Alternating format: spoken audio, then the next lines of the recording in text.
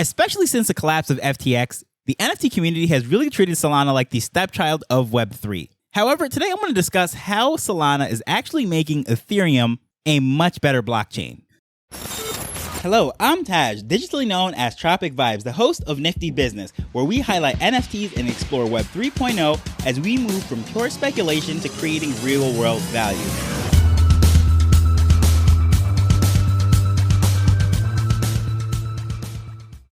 So I know hearing something like that is going to rub some Ethereum maxis the wrong way, but hear me out, and honestly, that is not a clickbaity title, and it's literally the truth. Because here's a lot of things that are happening within the Solana ecosystem that's pushing Ethereum to be much better. And the first area that I'm going to start on is the wallets. Have you checked out the Phantom wallet lately?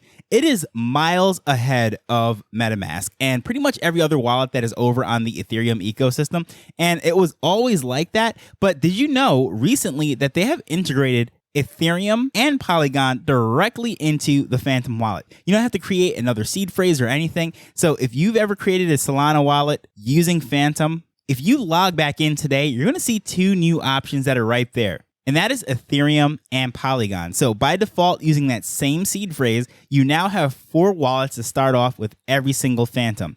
If you want to collect your NFTs over on Solana, you want to collect NFTs on Polygon, Ethereum, you can technically still just use everything in one wallet.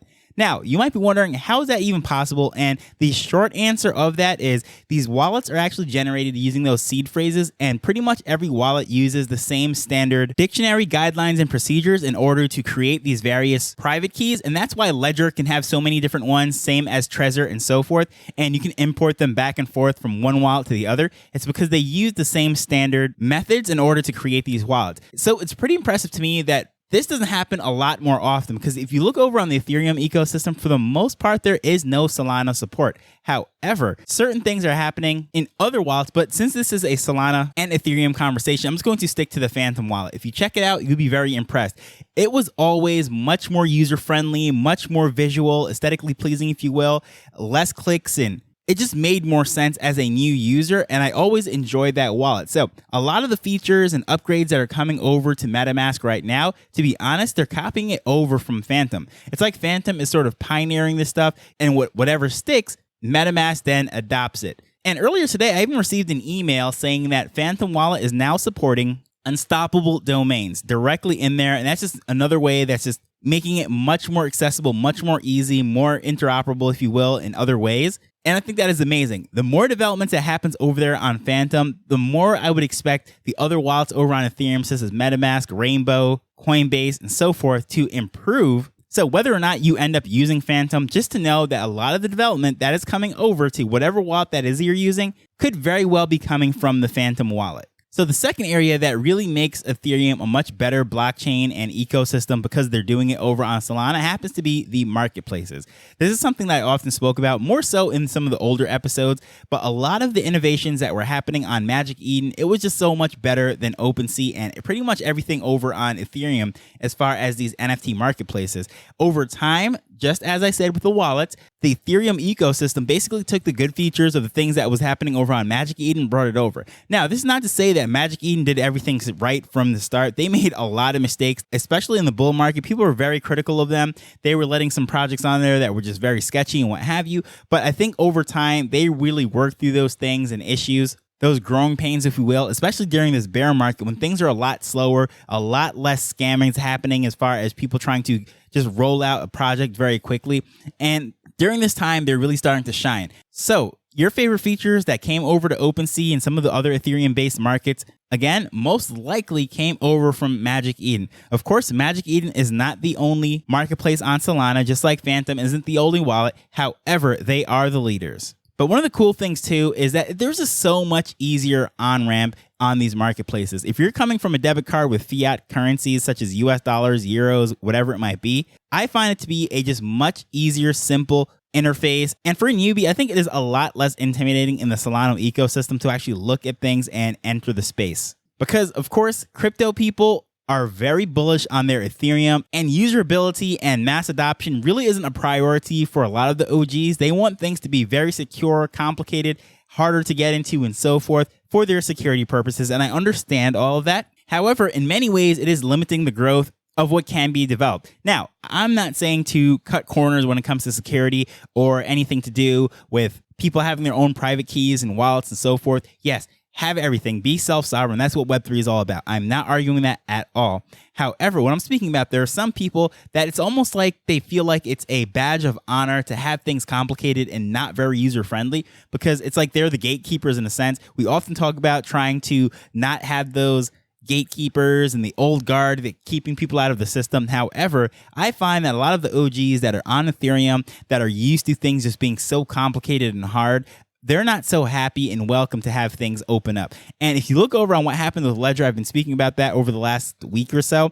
The people that are most critical and most upset about everything that's happening there are the OGs, the hardcore people. I'm not going to go into that, of course. I already did 2 episodes on that. If that's something that you're just hearing about for the first time, just look back over the last few episodes, and I did 2 Ledger episodes. But going back to this, marketplaces and everything that's happening over on Solana, for the most part, there's fewer clicks, there's less things to read in the wallets when you're getting ready to do a transaction, and it's just so much more user-friendly. It is a better user interface, much more readable, and you don't have to feel like you have a master's degree to get into this stuff. Number 3 is interoperability. This is probably going to ruffle the feathers of some of the maxis, because a lot of the times interoperability also opens up security flaws.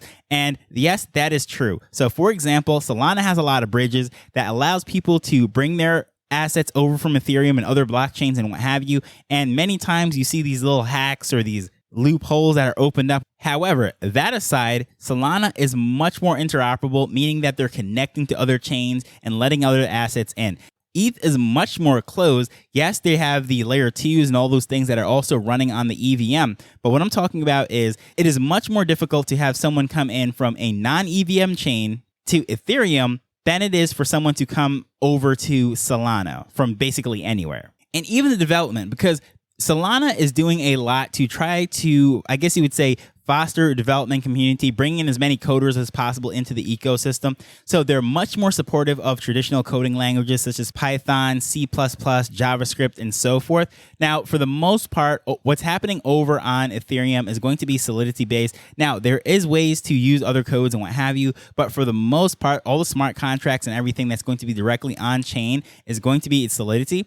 Now, from the onset, I really think that the Solana community and what they were trying to develop and bring over coders and developers into the ecosystem was always to have that open system, because people that already know, for example, Python, well, they want them to come over and start building cool things on Solana. So it is a much easier transition into Web3 via Solana for them than it will be on Ethereum. Now, this is subjective. Everyone is different. There's different tastes. There's different ways of operating and so forth. But if someone just wants to dabble with some code, they already have some Python applications and what have you, they're probably going to have a better transition, or a faster transition, I should say, getting it to work with Solana than they will with Ethereum. And number 4, which is no secret, is just the scalability of everything, because a lot of the times when Solana is just much faster, it is much cheaper, and a lot of the issues that we've been seeing over on Ethereum lately with all the high gas prices and so forth, and the solutions that they're trying to find, because it was just absolutely ridiculous trying to pay, 100 and some odd Gwei just to make a small transaction or whatever it might be. Well, they look over on Solana, they're paying fractions of a penny for those transactions. So just having that other chain to look at and compare to and say, you know what, we need to really innovate things over here, do things a little bit better. So having that other option, again, it doesn't matter where you stand as far as if you'll never use Solana ever, or you just, you have all their doubts, you think they're too centralized, their security or whatever it might be, you can go down the list of objections people might have to Solana. Just having that option out there and people be able to compare the two and see how fast it is and how cheap it is, it does help and encourage builders to come up with things to bring over to Ethereum, because the founder of Solana actually came over from Ethereum. So a lot of the problems that they encountered when they were rolling out and building Ethereum, well, they tried to tackle those problems over on Solana and building that ecosystem. Because out of all the people that originally built up Ethereum, the original hackathons and everything that was up in Canada, Vitalik is the only one that's still on that team.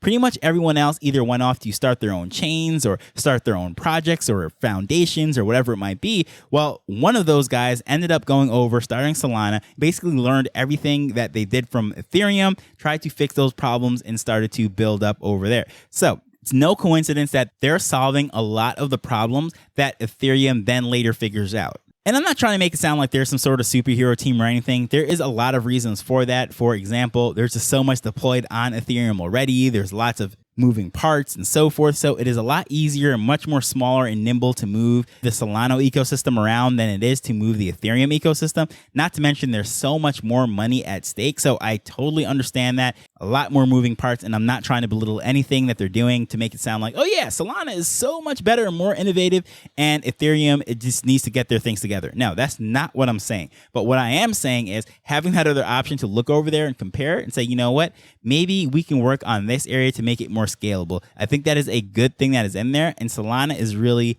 a good benchmark when comparing the two. And sort of tying into the whole scalability thing too as well, the price of transacting on Solana is so much less. We've already covered that.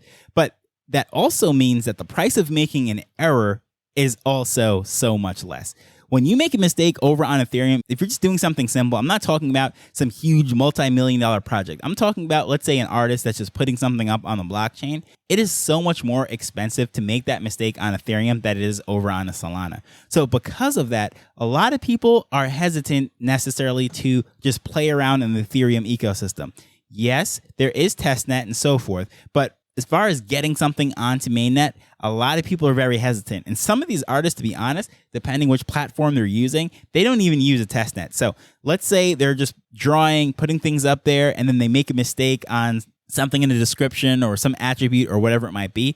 Well, if that's something that's already minted, it's not lazy minted, that's an expensive fix. That artist has to go back if they want and create another one, or if it's something that they're putting on a contract, they might have to put up a new contract or whatever it might be, and it could be a very expensive fix. Now, over on Solana, since things are cheaper, they're faster, and what have you, it also opens up the door for people to do a lot more playing around. They're a little bit less hesitant and apprehensive, if you will, to just think outside of the box and try something new, because at the end of the day, what is it going to cost, right? It's not going to cost you an arm and a leg. So I think it is just much more conducive for playing around and testing things out.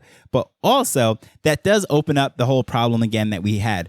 Because things are cheaper, you're able to just basically mess around, if you will, on the blockchain. That is why they do have a lot of the problems, especially during the bull market when things were literally just crashing all the time over on Solana. Well, that's because they were doing denial of service attacks and all sorts of silly things because the transactions are very cheap. And there's overwhelming some of the nodes and overwhelming servers and such because having bots run these attacks or even snipe out mints and all these different things is so much cheaper to do on Solana. And sometimes it's not even necessarily someone who is trying to scam. It's just someone who's just mischievous, having fun. Could be just kids that learn how to code and they just want to bring down a server or a system just for the fun of it. But that is a much more likely scenario over on Solana, again, because it is cheap. So I'm not saying that everything over on Solana is perfect. All I'm saying is that it is very cool to see that innovation that happens over on Solana in those little corners of the forgotten parts of Web3, if you will, does trickle over onto the Ethereum ecosystem and is adopted by a lot more people because MetaMask and OpenSea and other Ethereum platforms end up taking those innovations. So I think this is just very cool. But as far as things being tested and things being developed, it is really exciting what is happening over there on Solana because they're just playing with stuff and sometimes it works out, sometimes it doesn't. And speaking of just playing with things, have you listened to yesterday's episode? If you haven't, I created a simple tool called the NFT Evaluator. If you checked it out, I would love to hear your feedback on that. Also, what other things would you like to see a tool for? Now that I got that in my system, I want to try to tackle something bigger. Because let's be honest, that is not like the most revolutionary, game-changing tool that will end world hunger or bring on world peace or anything of that nature. But I'd like to try to make something a little bit more cool. So if enough people say, hey, you know, this is something I would like to see, I'll try to tackle it. So if you haven't listened to that episode, just listen to yesterday. Information is in the show notes for that. But as usual, I want to hear your feedback. Please feel free to reach out to me at Tropic Vibes on Twitter or using the contact information in today's show notes. But I want to thank you for taking time to listen to this as we're learning and building Web3 together. So until next time, later. The Nifty Business Arrow is not investment advice. It provides insights and information within the space. As with anything, please do your own research before making a decision whether you're making an investment or a purchase.